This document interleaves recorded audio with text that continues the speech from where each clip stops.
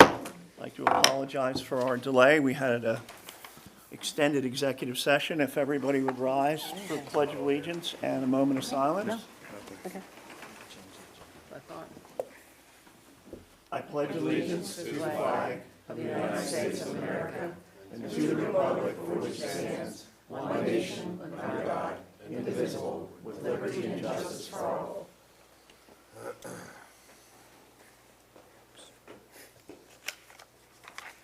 Thank you very much. Solicitor Schultes? Thank you. Council met in executive session from 6 o'clock p.m. to about 7:10 p.m. To discuss matters involving the employment, terms and conditions of employment of a current borough employee and a prospective future borough employee under 708A1. To discuss litigation matters regarding J.A. Myers versus the Borough of Hanover under Section 708A4, and to discuss matters that were subject to a lawful privilege under Section 708A5. Thank you, sir. Well, I guess is there any public comment here in the audience? It's fairly sparse. Any online? If you could. If you're joining us via Zoom, you're now able to unmute yourself if you'd like to address council.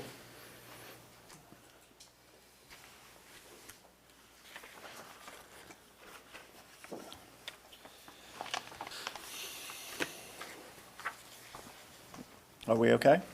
We're good. Okay, seeing none, then I would present item 3, the consent agenda, items A through H. If I may have a motion to, So moved. Second. and a second. Any comment, or anyone wants to hold any of those items back? No? All right. Those in favor? Aye. Any opposed? All right, motion carries. Thank you. Item 4, Mr. Shelton. I know you've been you've been excited about this. Nice job, budget. Mr. Shelton's our finance director, and he's going to give us an update on our finances for the budget and potential income streams. Yes.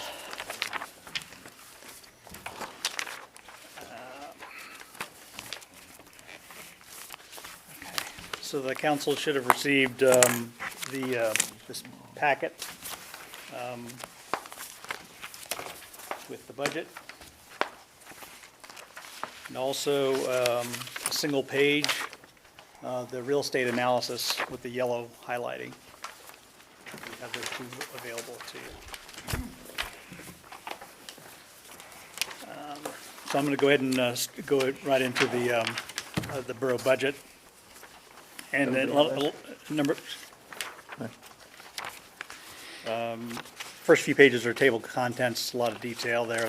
That's really, we could skip over. So each of these pages is actually numbered at the bottom, so I'll reference those pages. So page 3, I'll just talk about the budget assumptions. This has been presented assuming that we do adopt the new millage rate for real estate. We also assume about a 3% increase on average across the board for employee salaries and wages. We did verify our benefit rate for the health insurance premiums will be 4.1% for 2023, and a 3% increase for the workman's comp.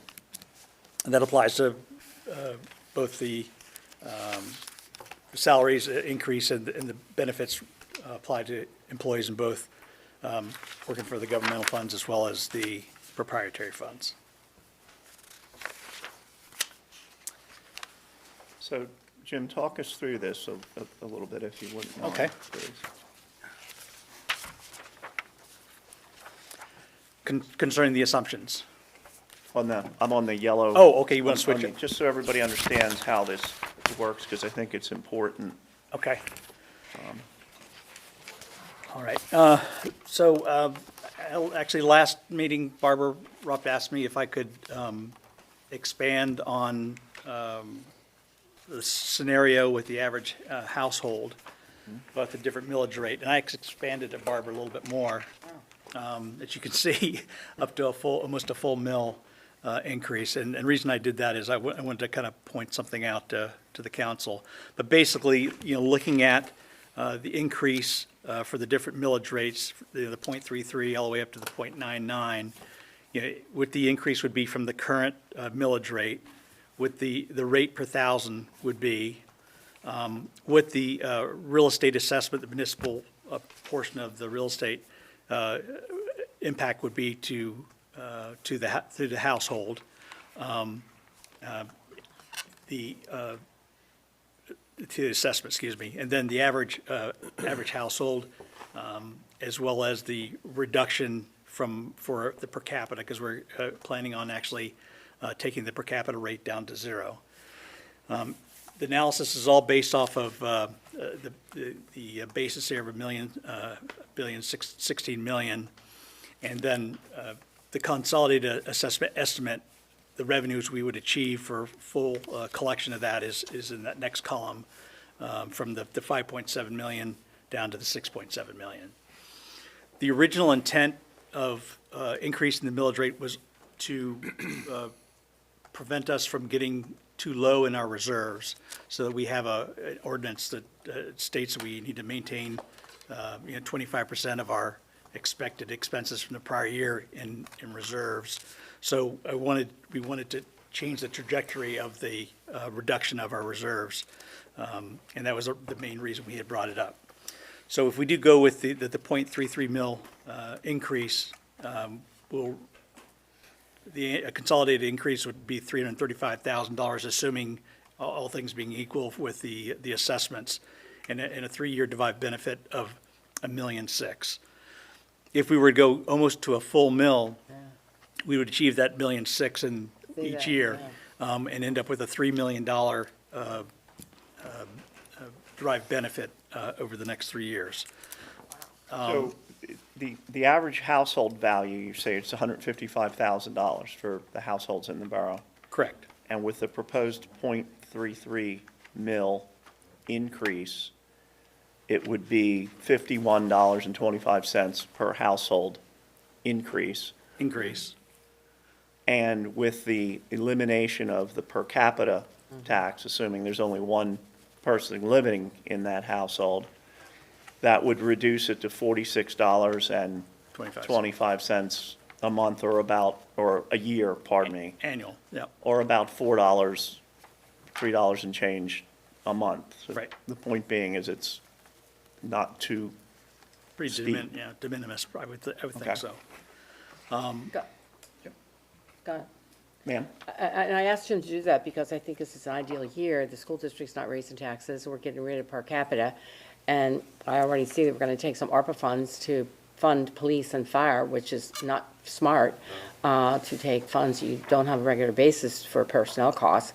I just thought this might be a good time to look at maybe a bit of a more of an increase and then back down next year, because we're getting rid of the per capita tax, because we're still using funds we shouldn't be using for personnel costs.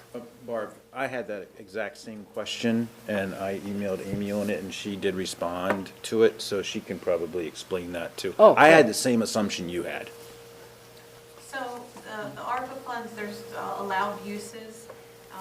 Reimbursement for police and fire wage is one of the allowed uses. The idea is that, if you remember, there was some information that went out on this before. The idea would be that the ARPA funds would reimburse the general fund for the police and fire wages, and then those general fund monies would be put into a capital reserves account. So even though the ARPA fund is being used for police and fire wages. It's really not. Really just. It's yeah. really not, it's a wash, is that what you're saying? Right. Okay, Yeah. Thank you. I do. thank you, because that concerned me. I would like to step back just a little bit on the 5-year comparison, the tax revenues. I'm just curious as to our communities growing business-wise, new and coming in, yet we're showing a decrease in business privilege taxes as we're seeming to grow and expand in those areas. I can understand the real estate transfer tax, obviously, that's going to be a slowdown with Correct. interest rates going up. Right. But decreases in earned income and business privilege tax just seem to be odd to me on that. So we work with Al Timko over at YATB, and he gave us support for the drivers behind their earned income tax and the business privilege taxes, since they collect that on our behalf. So that's, we're going with their recommendations as far as the estimate for the '23 forecast. So we have businesses decreasing in either income or business closures. This is what they provided us as support. I don't have all the detail of the support, but we're kind of going them, since they're closest to the numbers, they're doing the analysis. You So know, we're assuming an economic slowdown in 2023, I guess is the gist of it. well, definitely, they're on anything to do with the real estate transfer taxes, because we That's expect a that the higher given. interest rates could be less activity. Business privilege tax, we do have the rental income exemption that's been in place. In fact, we have about $180,000 of potential refunds back to filers as a result of that change in the basis for the business privilege taxes. So, and then, of course, the real estate taxes is based off of us going to the .33 mil increase. You okay with that, Mr. Hagberg?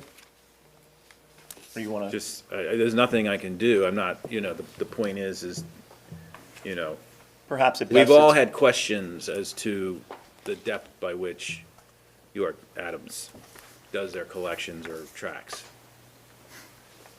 Just seems to me that it just seems low by comparison. hope There's you're right. nothing we can do. conceivably that there's some upside. I would assume so. Okay.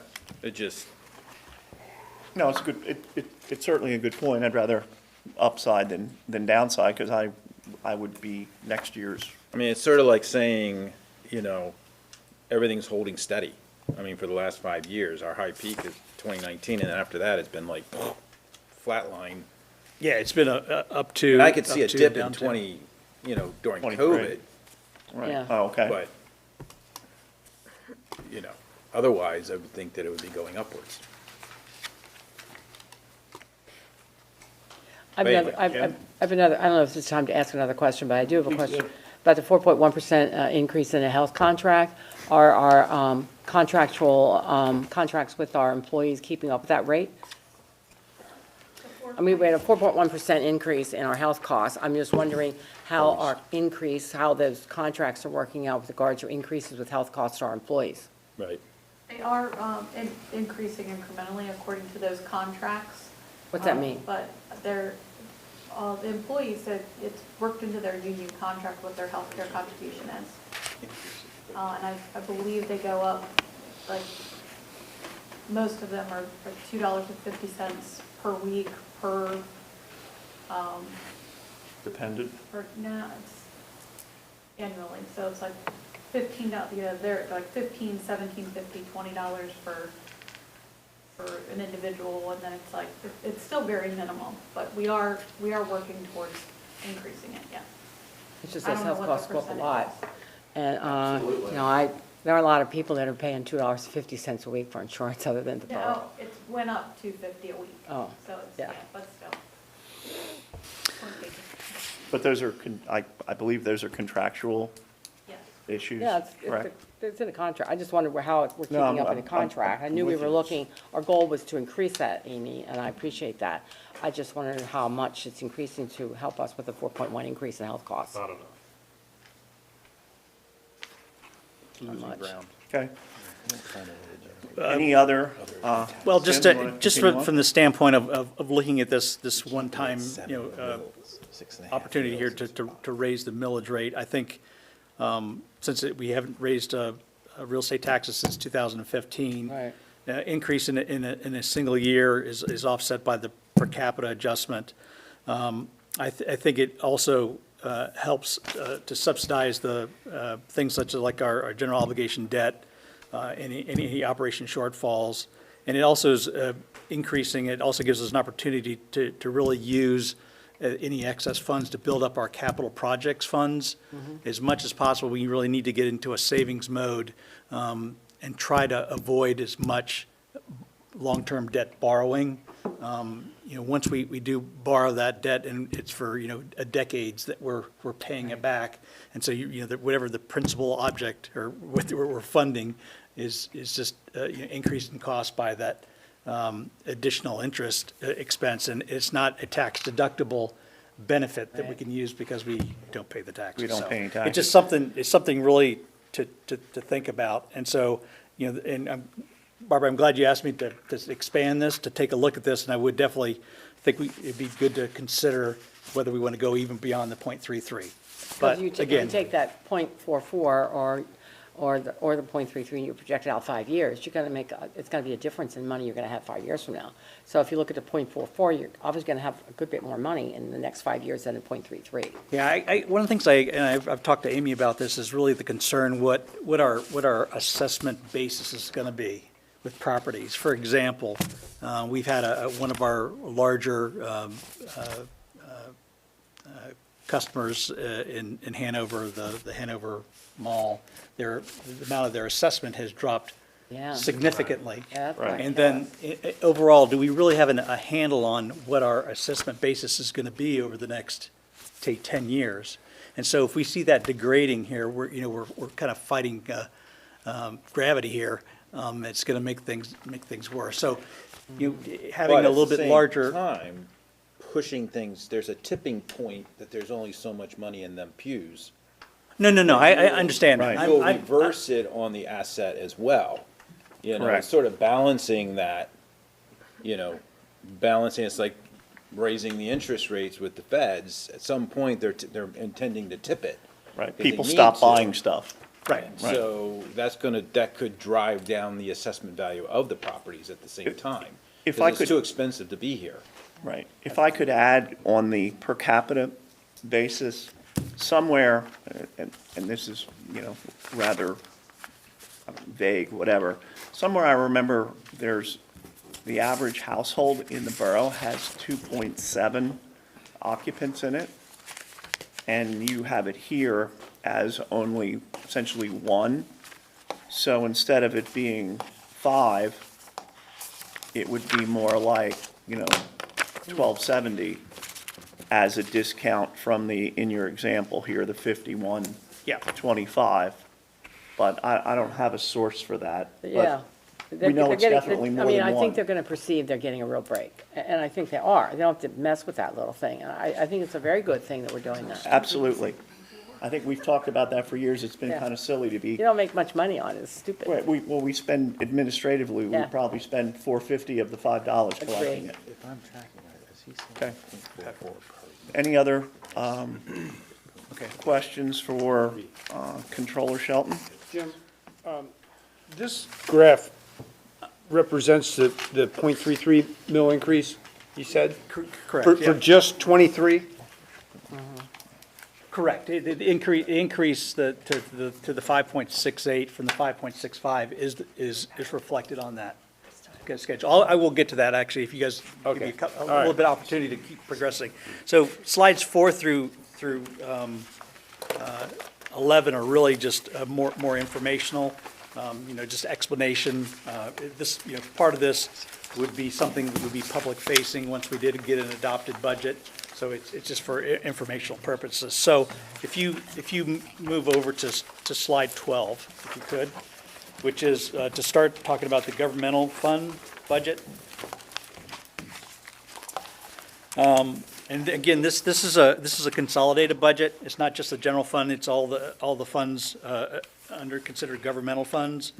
As you can see, we start out our beginning cash at reserves of 17.8 million. Revenues are projected to be 18.2 million in '23. Going to slide 13, you'll see that our expenses are going to be $20.2 million, which is a use of reserves. And of that $20.2 million, $2.8 million is dedicated to debt service and capital outlays, which are more of not normal operating expenses. I look at those as more infrequent types of expenses, something that we should achieve to minimize as much as we can. So if we took out the debt service and capital outlay, you can see from a P&L standpoint, we would be in better shape. Page 14 shows you what our ending cash balance would be on a consolidated basis of $15.7 million. So that's a $2 million use of reserves for the governmental funds. What do we have as a reserve balance at the beginning? Consolidated reserve balance is the $17.8 million. Okay.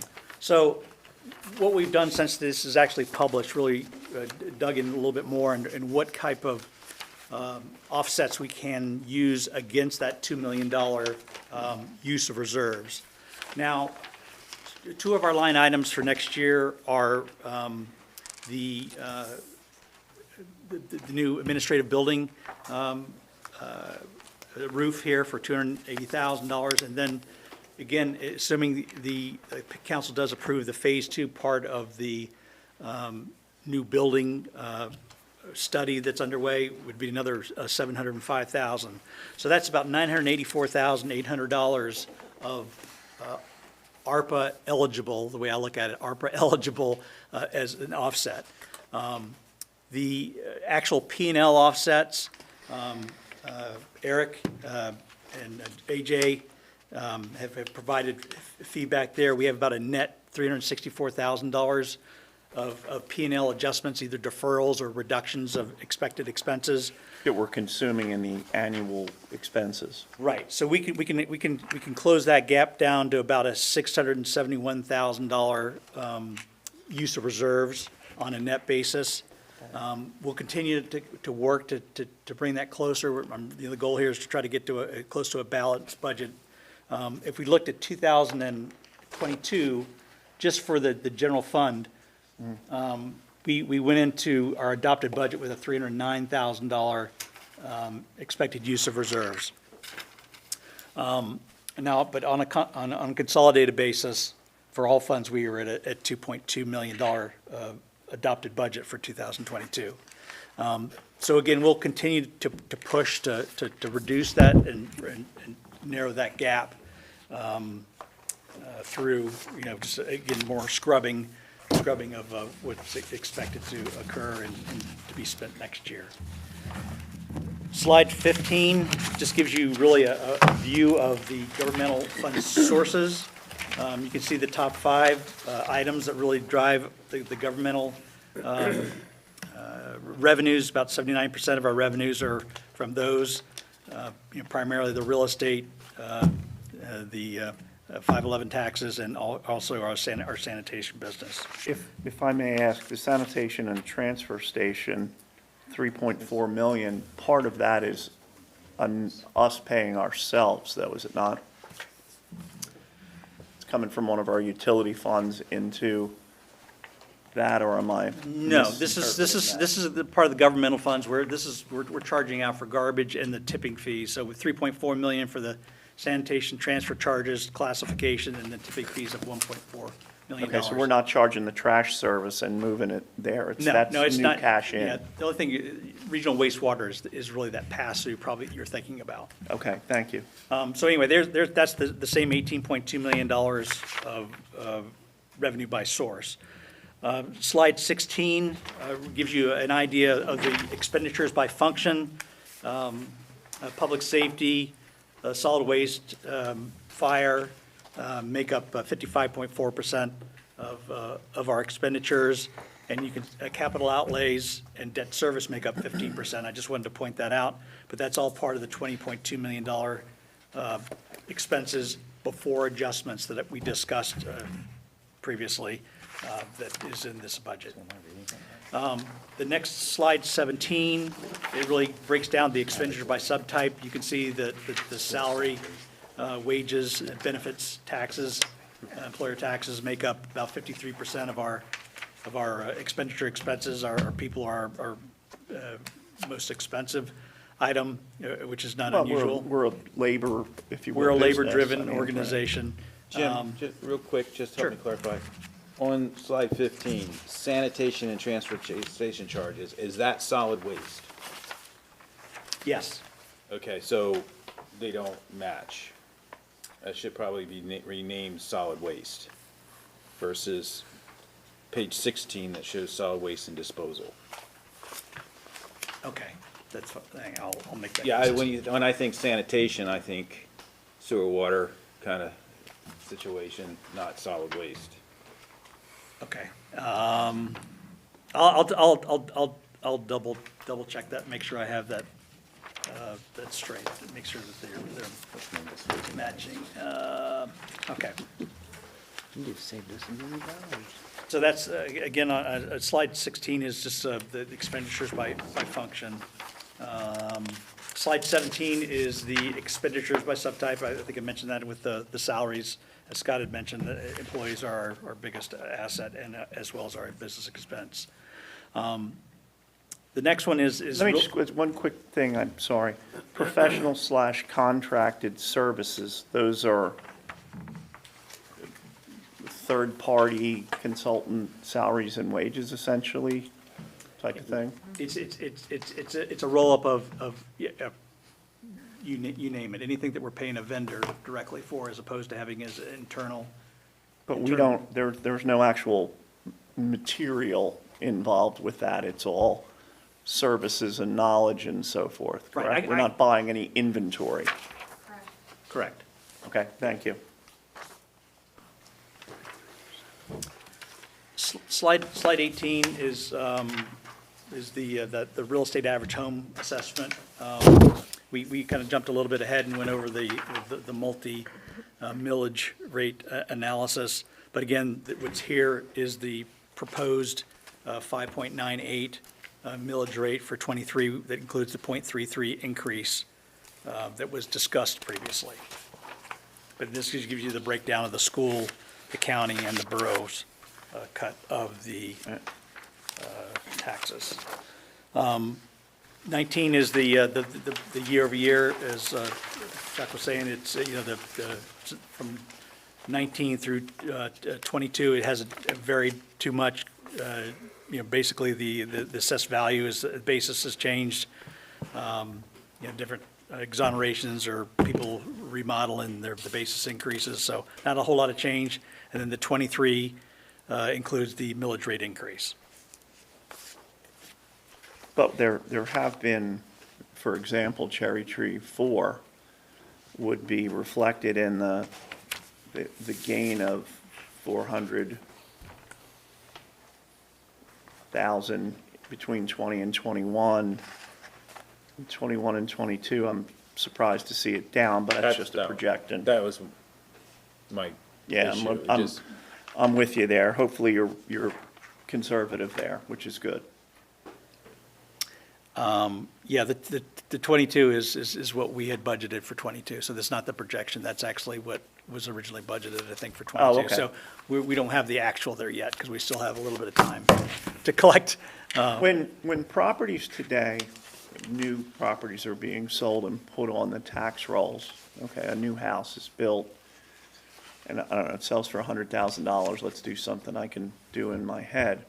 Does it go on the tax roll at $100,000, or does it have that adjustment to get it back to the 2003 valuation? There's a three-letter acronym for that, I don't remember what it's called. I wish I could give you the answer to that, Scott. I could actually check with Holly. Let's go and get a little bit more information and to understand that. I Okay. do know that we do have these interim billings, through the year where there's a reassessment that's done, and there is an adjusted billing that's kind of off cycle. So they do account for changes during the year, so it's not just ignored until the next, cycle or assessment, Okay. so. But there That's are- fine, it's not, I think that's how it works, but I was just Okay. kind of curious, to tell you the truth. Slide 21 is really a view of the general fund only budget. Again, for 23, we're splitting out all of the capital budgets for each of the funds into a separate fund. So anything to do with capital outlays and debt service for 23 forward is going to be in that capital projects fund to be a companion to the operating fund. So you have more visibility on, what money we start out with in our capital project funds, what contributions we have, what usage we have. Historically, it's been kind of buried sometimes in the operating fund. I think, to me, I wanted to be more consistent, so that it'll be that way across the board. We do capitalize it and depreciate it, although we gain no tax benefit from that, correct? Correct. Yeah, we follow the accounting principle for the capitalization, but there is no benefit. Thank you. Really, we probably think more on a cash basis than anything, Right. because that's kind of our life's blood, is the cash, income and cash.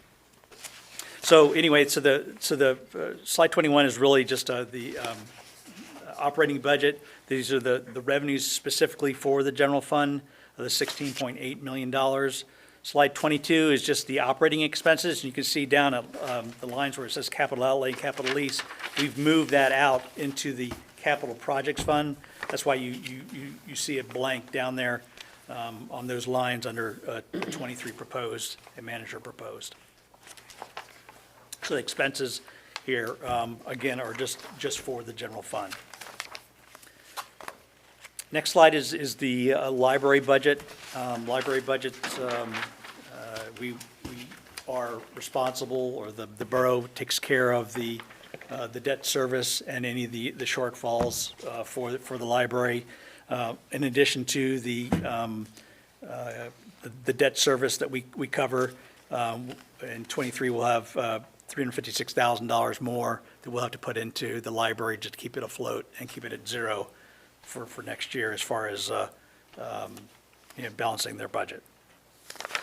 So there's shortfall of 356. Does that include our fair share, or is that in addition to our fair share? This is in addition to their fair share. So 23 we'll put into the library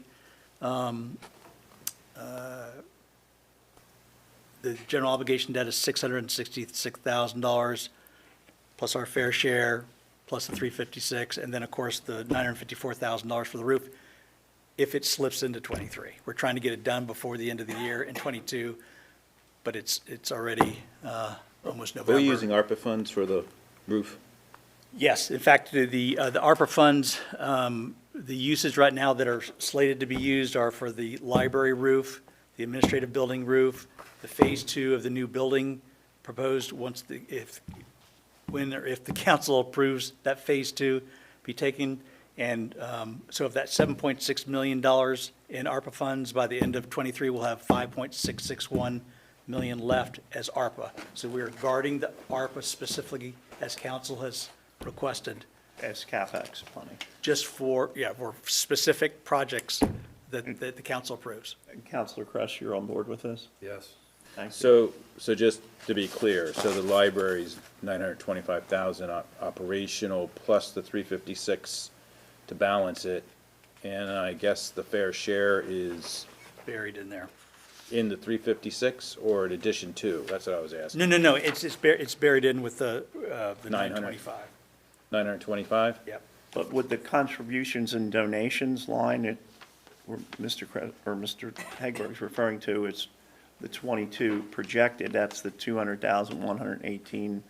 That would be essentially money from other municipal entities.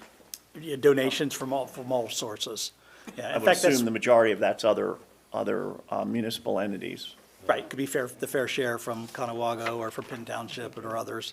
But also Government. we definitely want to have, we There's a local want state to cap. encourage the library next year to improve their fundraising activities, to do as much as they Right. can to supplement that 356. Well, because, we're 96,000 or whatever short from what we had projected. Correct. It has not been a general focus for the library.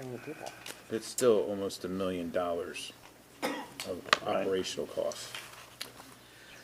Next slide, 24, is basically the ARPA fund. So between what we're transferring to offset the fire and police compensation and benefits expense in '22, And what we will have remaining left in '23, we'll exhausted the ARPA funds, meaning they've been moved to another bucket. They're no longer in the ARPA fund bucket. They'll be part of the capital projects budget for the governmental funds. Next few slides, I really, I'll skip over if you want to take a look at those. I think they're pretty self-explanatory for the liquid fuels, recreational board fund, library endowment fund, and the recreation endowment fund. There's not a whole lot of news there, but you're more than welcome to look at that, and if you have any questions about that. Slide 29 is the general capital projects fund. 21 and 22, this was actually the library projects fund. We had just repurposed it, so pretty much you can ignore the 21 and 22 information.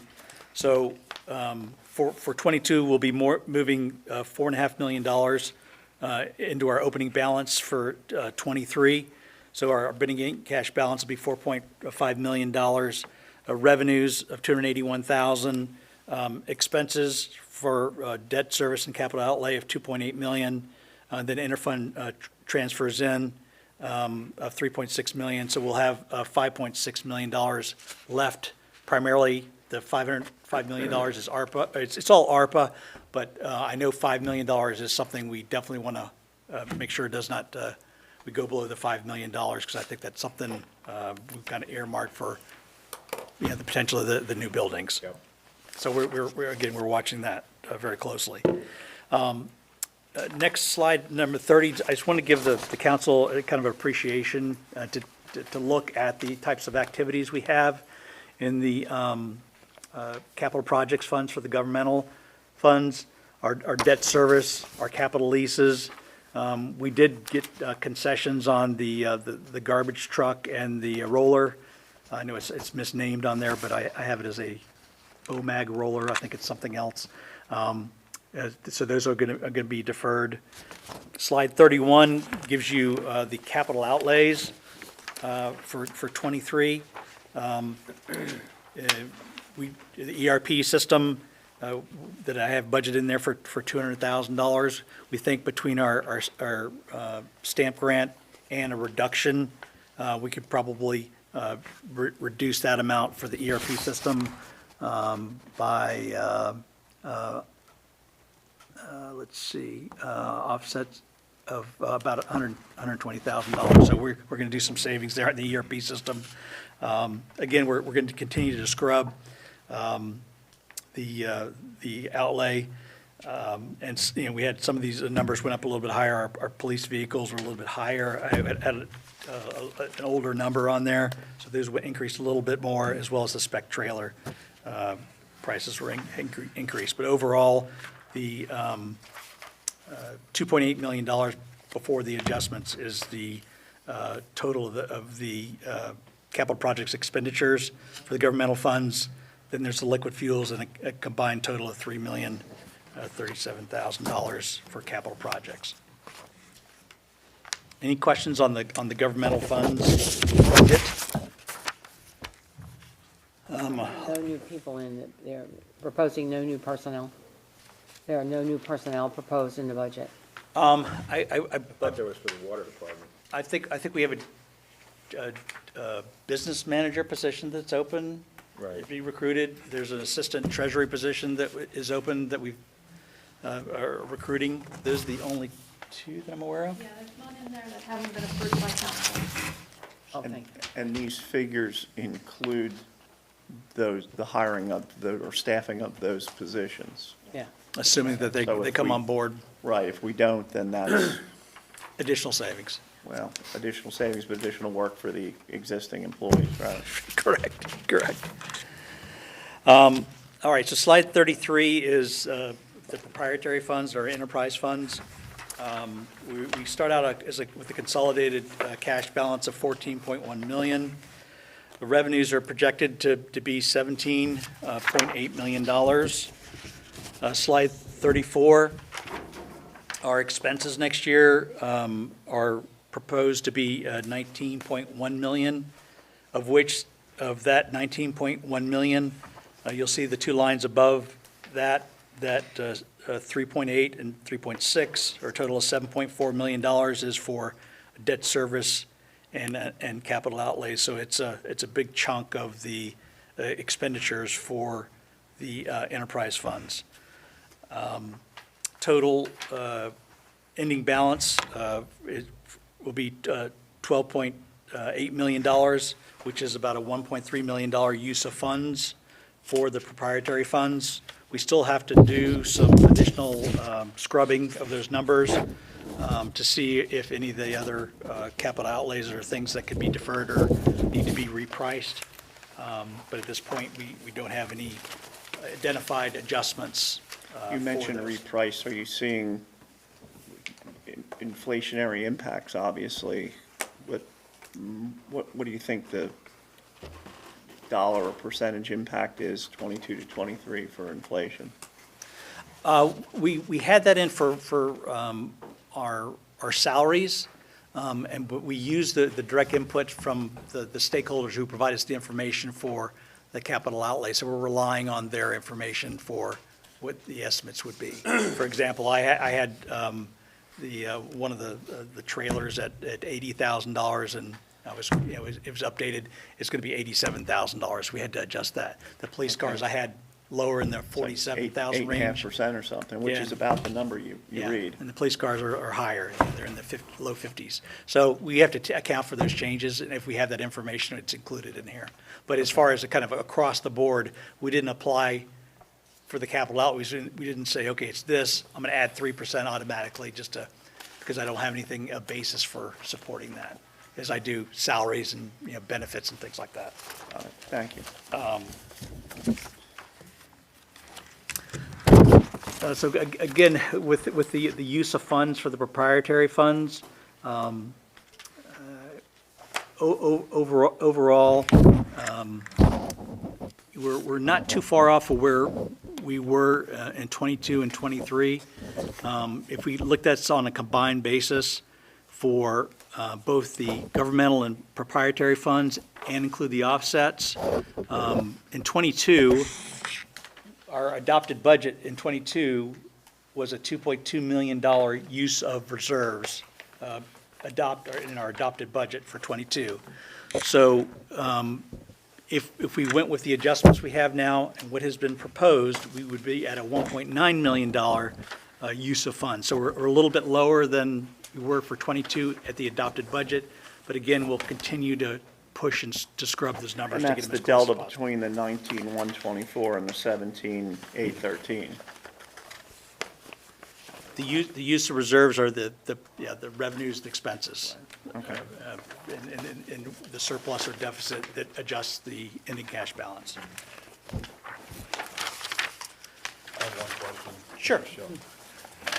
And these numbers are reflecting a .33 mil increase, is that what you're saying? The real estate for the governmental funds. Yeah, The revenue has a 3.3. and that's what you have in here right now. Correct. Right. So if Again, we would do a .44 mil increase, it would be beneficial. yes, it would actually add another, it would increase our consolidated real estate revenue. Instead of $335,000 increase, it'd give us $447. Yeah, 110 or something. Slide 35 is really just gives you a sense of where the drivers are for the 23 revenues for the proprietary funds. You can see the big hitters at the top there that make up a good portion of our water, sewer, sanitation, and stormwater management make up the biggest parts of our revenues for the proprietary funds. Slide 36 is really the expenditures by function. You can see where the expenses are, and our debt service and capital outlays are 39% of our expenses for the proprietary fund. So it's a much larger chunk than it is for the governmental funds. Slide 37 just gives you the expenditures by subtype. Again, with the professional contract services and salaries and debt. So it gives you another flavor for the $19.1 million that was on the previous slide. All right, I'm going to switch to slide 39, which is the water fund budget. Again, this is the operating budget for the P&L. We start out with a $3.6 million, $3.6 million cash reserves. $9 million of revenues, $5.6 million of expenses, and an ending cash balance of $7 million. Slide 40 is the Water Capital Projects Fund. This is the breakout. The Water Capital Projects Fund already was in good shape with the funds from a previous general obligation debt. So we started out with a cash balance of $5.3 million, revenue primarily from interest of about $40,000 we're anticipating, debt service capital outlays of $4.7 million, and we end up with a ending reserve balance, a cash balance of $591,000. So the Water Projects Fund does not require the operating fund to actually transfer any funds to meet all the capital obligations and debt service for the water department.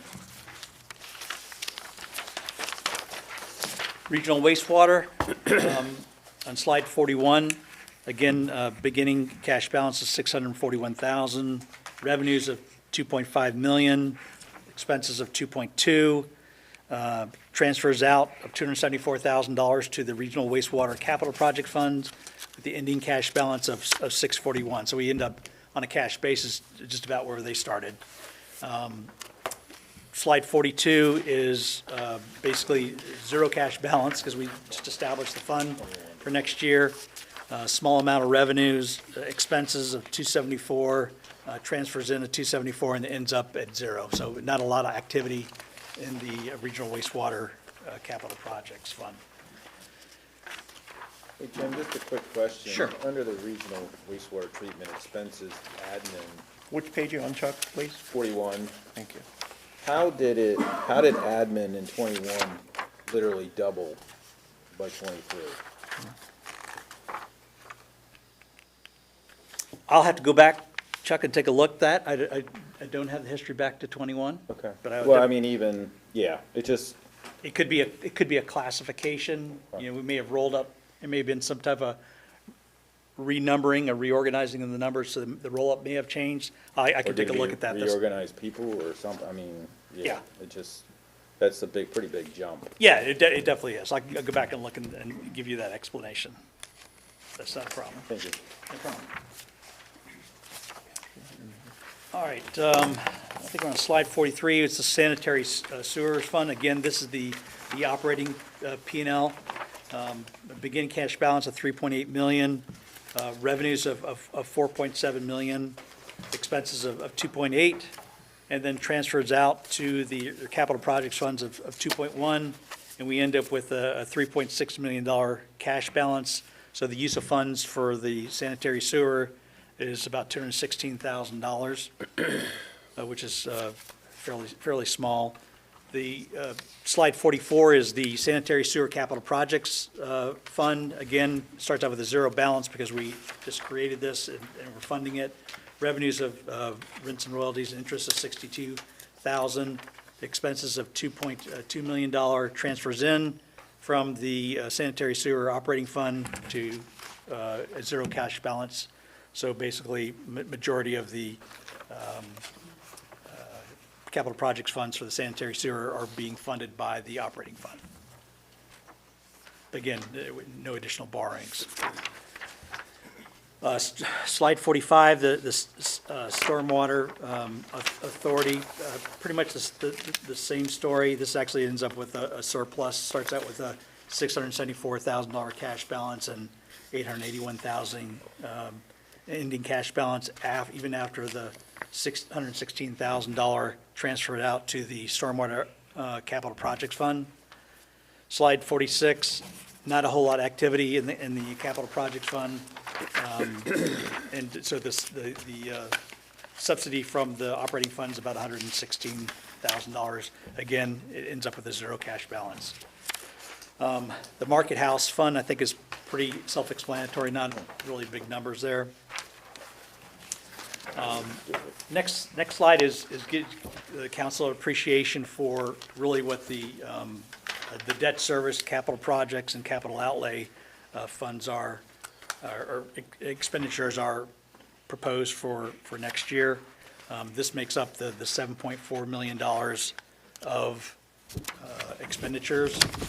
This is something we'll continue to work on to ensure if there's any additional fluff in there, we can do without, but I think they've been scrubbed pretty well.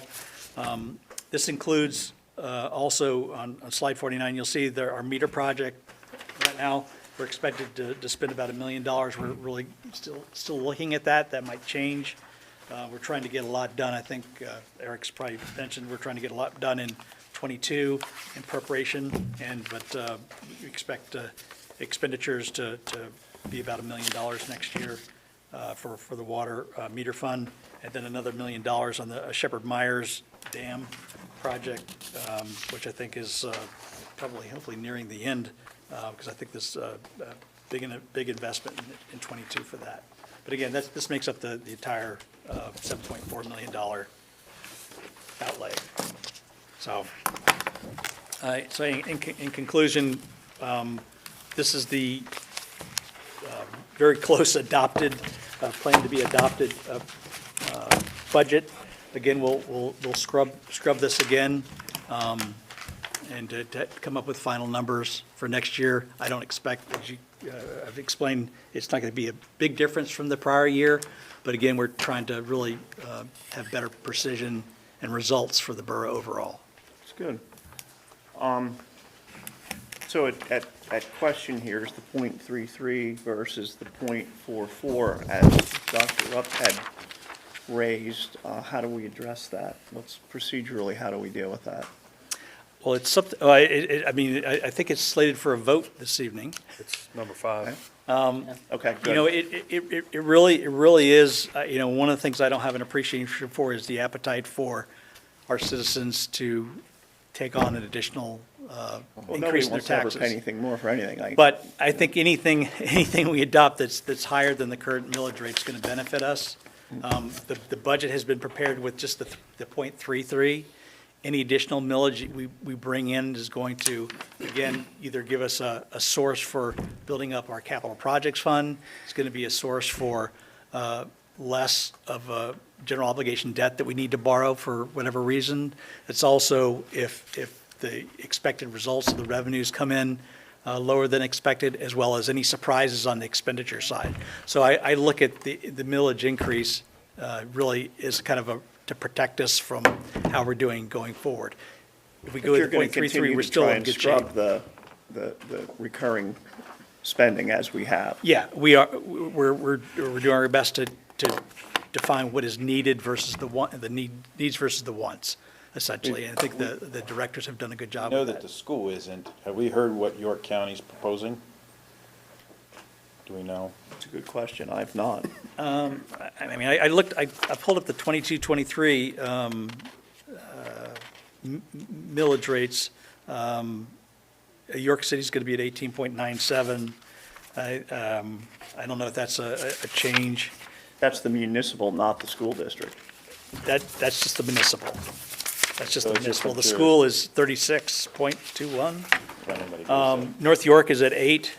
Spring Grove is 6. So we're kind of right there in the middle as far as the, Well, I meant as far as the county tax itself, I don't know the answer to that. Right now, it's at 6.9. right? They have a habit of increasing taxes every year. That's what I'm Pretty wondering. substantially, too. Well, and the county budget's like $600 million. I don't know where they are in their budget discussion. It's a monster. Big, almost a big number, right? How much of it gets to us? Are we going to discuss that millage rate when we get to that? That's, Thoughts on that? Okay. I guess, number 4. Are there any questions for Mr. Shelton? Thank you.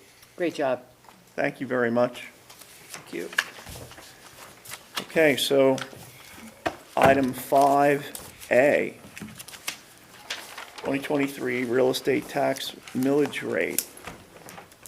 I guess the question is it .33 or .44? I need a motion, I I'll make believe. a motion for .44. Second. Second? All right.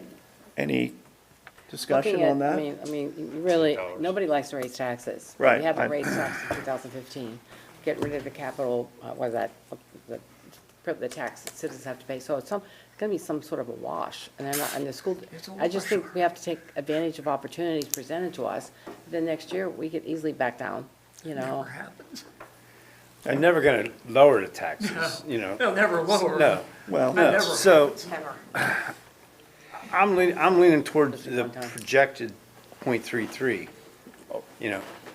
Because, 0.33 is you know, more than there's adequate. rumors of a recession coming, you know, we don't know Exactly. that nationwide, I think so. if you're, I think we have to be cautious then as we go through the year. We just don't add positions to the budget, which we've done this year, which is increase our costs that weren't in the budget. fair enough. Just saying. Well, I had requested that there be an additional savings in the amount that we jack the taxes up. That way it would offset, that way it shows that we really truly need to raise the taxes to that level, but at the same time, we're coming up with additional savings. That was my thoughts on it.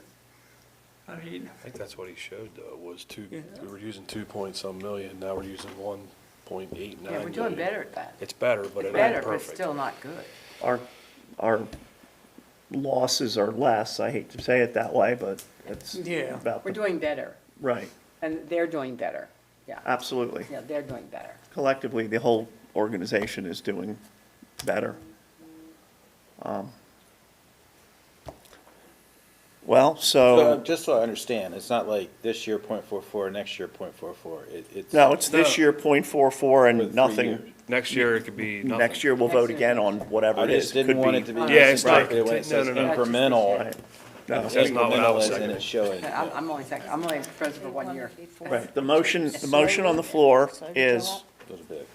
the motion on the floor is .44 increase instead of .33 mil, which brings to the average household 63.33 minus, I don't know, about $12.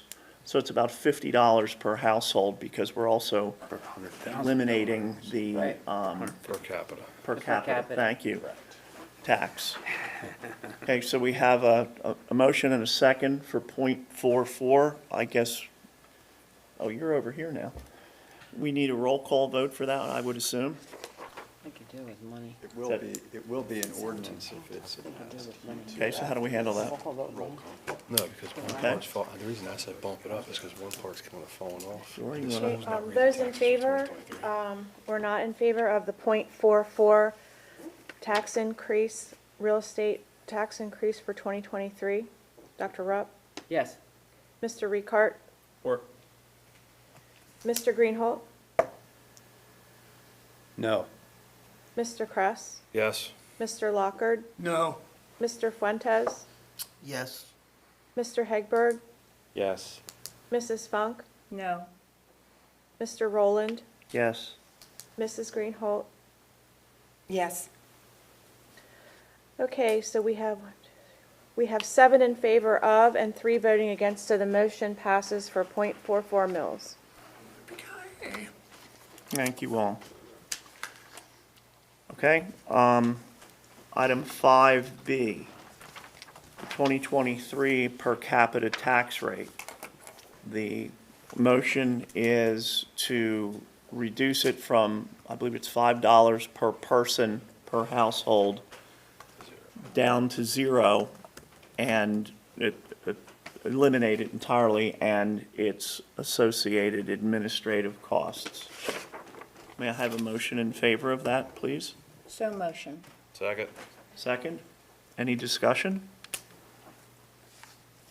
Okay, is that another Roll call. roll call?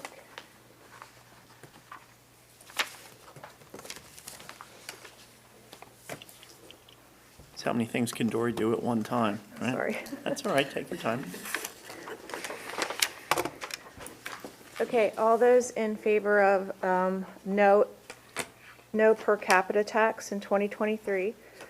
Dr. Rupp, no, I mean, Should I say yes?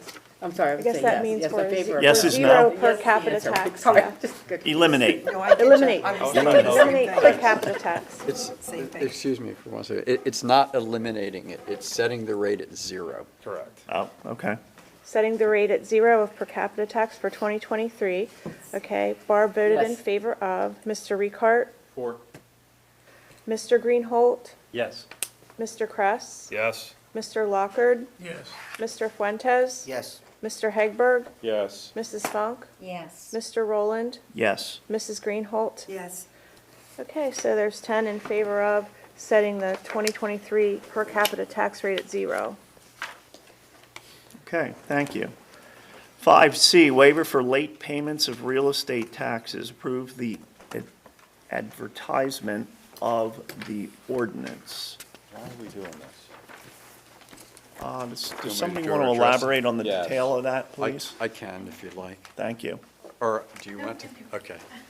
So Act 57 of 2022 is an unfunded mandate given to the borough to amend the local tax collection law applicable to the borough to waive certain late fees and interest penalties which occur from late payments under certain circumstances. And those circumstances are when property changes ownership and the new owner will attest that they failed to get a copy of the notice of the tax due. They have to go through a process to apply for the waiver, and the tax collector, must administer that. It's an unfunded mandate. We are required to do it. But you're not waiving the taxes, only the late fees. Late fees. Got it. Do we have an idea about how much that is, Jim? Is that gonna extend it too? I mean, in other words, they know there's no late fees, so is there a limit to that? That's a good question. It's within 12 months of the acquisition, so it doesn't, they have to apply promptly. And this isn't for an individual that already owns the property and just doesn't pay? It has to be accompanied by a transfer. Okay. Does this happen a lot? It must. Yeah. It must for the legislature to act. That's a good question. Or happens to somebody special. Did I say that? Jim, those are the only two issues regarding that, correct? Is there anything else to waiver? It is late fees, additional charges such as interest, late fees, or penalties. Okay. Yep. Thank you. So it's money that essentially wasn't anticipated or budgeted to start with. So can we have a motion in favor of the waiver So motion. and a second? Second. Okay, does that require a roll call? No. Okay, those in favor? Aye. Any opposed? All right, motion carries. Item 6, governance and policy, retirement incentive, approve the voluntary retirement incentive for the eligible employees. So as you might recall, I was here last month and brought to you a draft version of this retirement incentive program. And there was concerns about how it was going to be administered and what the rules were going to be. So in light of your concerns and to allow more time to get feedback, we tabled this at the business meeting last month. I then took the draft to the Governance and Policy Committee and kind of vetted through those details with that group. So now it's being brought to you as kind of revised by the Governance Committee. The largest change is instead of it being free health insurance for retirees for 3 years, anybody who takes advantage, they would instead be locked in at whatever their current contribution rate. So as we mentioned, some employees under their union contract may be only paying $20 a week for their health insurance, so $80 a month. If they retire for 3 years, they will continue to pay only that $80 a month, and, for the 3 years. If they're paying a higher rate, as our non-union employees are, and they retire, they will be locked in at that rate for the 3 years, so. To make a motion to approve. Second. Second. Any discussion? Who seconded that? Gary? Gary? Thanks. Does that require a roll call? I don't believe so. No? Those in favor? Aye. Any opposed? Okay. Thank you. Item 7. Mr. Baines. Good evening. Rental registration. Yeah. So, update, I guess. Last time I was sent back to take a look at the rental ordinance and build into it a timing mechanism so that the inspection did not roll out at the same time the registration rolled out. And so what we've done is I've worked with the solicitor, we've gone back, we've changed the language, and so now what is happening is the registration period is what we're going to focus on initially, which was the discussion last month. That will be for a period of 12 months. We will be rolling the program out, making sure we get legs under it, get organized. After that 12-month period, we will then begin phasing in the inspection portion of it. So at each one of those, even with the registration, we are going to need to take a look at fee structure and what is appropriate at a registration level and what is appropriate at the inspection level. So obviously with inspection being delayed, we will put off that effort until closer to that time. But if council is inclined to move this forward, my next step will be to sit down and do some work probably with Jim as well as my staff to look at what level of effort is needed and align that appropriately so that the fee simply covers that. And those fees will then come back to council for approval, or how will that work? Those fees would be put on your fee schedule resolution. We would have to amend your resolution. So, So indirect will be approved by Yep. council. Thank you. And the inspection rate is every 2 years, correct? it is every 24 months, correct? STRs are separate, or is that part of the same permitting system? Short-term rentals are excluded out because they have their own inspection policy that's laid out by the short-term rental ordinance policy. Are there rules that would pertain to if someone would decide that they weren't going to register? Fight the system, so to speak. There'll be penalties, correct, yeah. And those would be part of the fee schedule discussion, is what level of penalty would be appropriate for that, but the ordinance is written in that there would be a penalty that would apply for those who fail to register. So Eric, we're still locked into that 2-year, every 24-month inspection. The ordinance as written now is a 24-month period, correct? Yeah. And I have looked at many, many communities at where they're at, and there's the level of consistency is sort of all over the place. I've seen some as minutiae as 12. I've seen some go up to 36 months. So we kind of landed in the sweet spot in the middle and said, no, a period no greater than 24 months is how the ordinance reads. Okay, so can we have a motion to advance that? So motion. Thank you. And a second? Second. Okay, I guess any further discussion? Chuck, yes. Okay, is that a roll call or at large? At large. All right, those in favor? Aye. Aye. Any opposed? Opposed. I would go with Gary as opposed. Next item, 500 Eisenhower Drive. This is what's known as the Title Car Wash. This is a land development plan that redevelops the tract of land at the corner of Eisenhower and Broadway. Currently, it's a defunct bank, an empty vacant bank at this point. This has been through Planning Commission. We actually spent some time looking through it, revising it. They came back with some edits. It now comes to you with their recommendation for approval at this point. There are two gentlemen on the Zoom call, Mr. Kearse and Mr. Lewis. If you have questions specific to the project, I've asked that they be on the Zoom call so they can answer those questions. They're based out of, I believe, Philadelphia, so I didn't ask them to drive here tonight.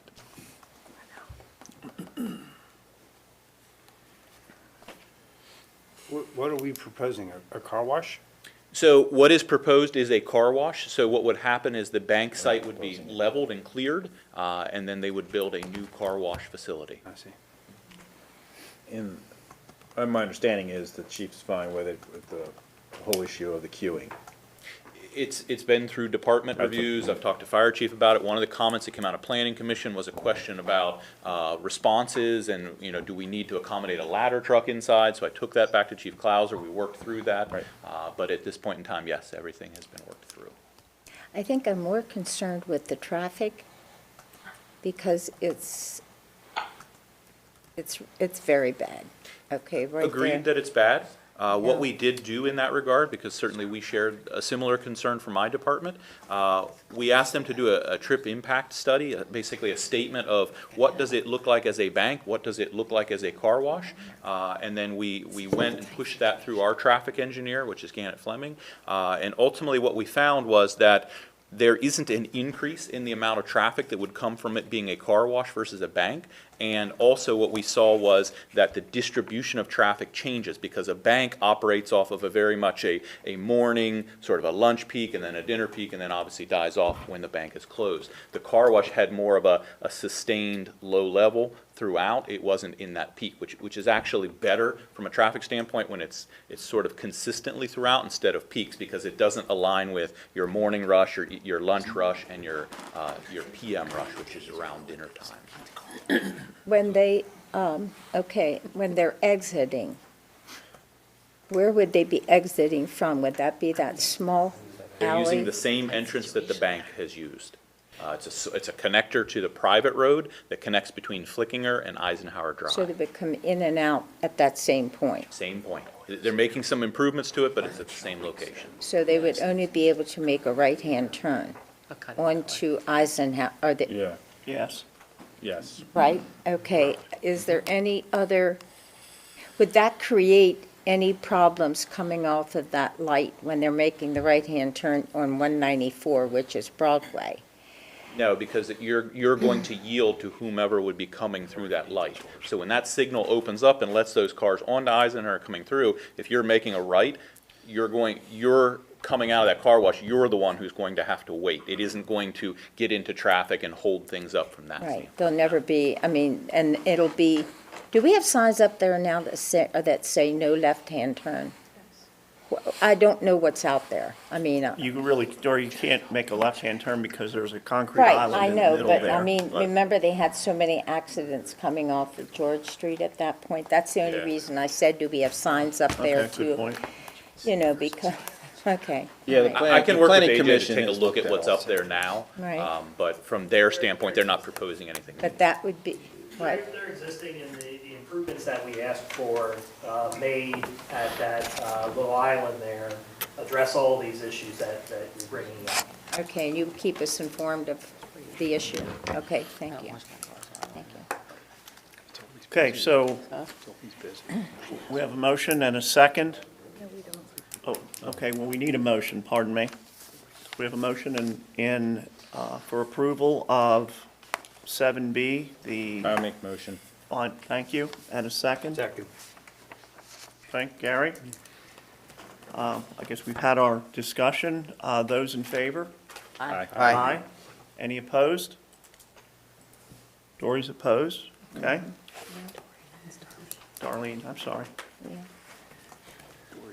Well, the only reason that I'm opposing, and I will say this right now, is until we have, more information on that exiting and entering, and that you have that small island. I don't want to say no. Sure. But, but I'd like to have a little bit more information. Understood. Thank you. Item 7C, utility easement for Homewood. So what we have here is an opportunity to work with the owner for the Homewood at Plum Creek property. So there is existing now, as you go out Frederick Street, there is an instance where we have a house where our water line, one of our distribution main lines, comes very, very close to a house. And we have an opportunity now with a very cooperative owner who said, look, I'll work with you on this. And they're going to allow us, as the exhibit that's in your packet shows, we're going to actually bring it a little bit further past their house and make a right turn so that we don't have to diagonally cut near their house. So it does a number of things for us. Number one, it certainly gets it away from the house, which is a plus for the owner. Also, what it does is it does set us up potentially for future development with Homewood if they would decide to expand into that large field that's behind that house. This would set them up much better for that. Gives them a brand new water line and connection, which is better for volume, better pressure, and things like that. Where am I on Frederick Street? I'm sorry. Am I down at, It's where the farmhouse and the barn are out on your left. I'm trying to think how far out you're am I getting past there. the creek? Yes. Yep. Yeah, you're Okay. past the creek, and there's a field there that has steer or cow in What's it. the fuzzy street house. there goes to the right, Bletner? Yes. You're It's past on- Bletner. I'm Yeah, past Bletner. Absolutely past Bletner, yeah. You're out of town. You're at Yeah, Adam. you're Got it. out of town at that Well, point. your town ends at Kilpatrick, that I know. Yep. So it's out there, there's a big farm sits on the left. This line cuts kind of in between their house and another outbuilding, like an accessory building, and it kind of clips the corner underneath. So this gives us an opportunity to make it a better situation. I'd like to make a motion for 7C. I'll second it. Okay? Any discussion? Those in favor? Aye. Opposed? All right, thank you. 7D. The last one, I'm going to let the solicitor to clarify this more, but basically what's happening is you're being asked to ratify a previously approved plan in order to meet recording requirements as outlined in the MPC. So as council is aware, this property was subject to a reverse subdivision plan several years ago. It was approved by council. The reverse subdivision plan has 4 sheets to it. Those sheets indicate the reverse subdivision, that is the combination of the 2 lots, but also has other features in the plan itself, namely the siting of a building and stormwater management facilities, as well as other things. The MPC requires that the plan be recorded within 90 days of the approval of the borough, or 90 days of the satisfaction of all the conditions. That time period has expired, so the plan cannot be recorded unless the borough essentially reaffirms its approval decision, which it made several years ago, combining the lots. The developer has prepared an agreement regarding this transaction, which sets forth very clearly that Borough Council will ratify its approval decision that was previously made, and importantly for the borough, that the improvements that are shown on the plan, specifically the structures and the stormwater management facilities, are not approved by the borough because all of that has changed as a result of, as you know, the conditional use decisions. So that's essentially the explanation for the action. Okay, so can I have a motion to approve that, please? So moved. Motion. Second. Second? All right, any discussion? Okay, we need a roll call or just at large? Okay, those in favor? Aye. Any opposed? Me? No, Okay, no. Mrs. Funk's opposed. Thank you, Mr. Maines. Okay, item 8, reports of council members, council committees, and other public bodies. Dare anyone say anything? Well, I do have one question. Okay? Page 5 of the budget has the Borough of Hanover goals for 2023. Are those all the departments set, or are those set? Are those still being worked on?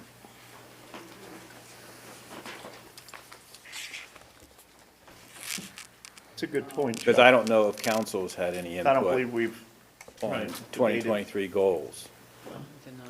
Okay, I just wanted to confirm that that's still No, thank you. open for discussion. I think that we should all have some input to establish, or to fine tune those. That's I was assuming, because, you know, we haven't had any open dialogue on that. Okay. Thank you That's very it. much. Anyone else? All right, management reports? All right, correspondence and information. We're scheduling trick or treat for, as usual, Tuesday, October 25th from Andy 6 till Fentanyl. 8 p.m. I'd like to move it this year. It doesn't work for me. It doesn't? When would you like to have it? October In July sometime? Doesn't work for me. And the Halloween parade, are you okay with that on the 27th? I'll let you know. As long as the brew pubs are open. All right, Also, at the Hanover Market on Saturday mornings, they have a fall scene set up with the scarecrow. You can come have your picture taken with the scarecrow. And they're doing trick or treating in the market. Do they have For any the rain next 3 dates? years. Oh, I'm sorry. That's Do just- they have any rain dates on these scheduled events, like trick or treat? No, trick or treat's always rain or shine. No matter what? Yeah, I don't. Okay. What's I don't that know night, about so the it can't be parade. shut?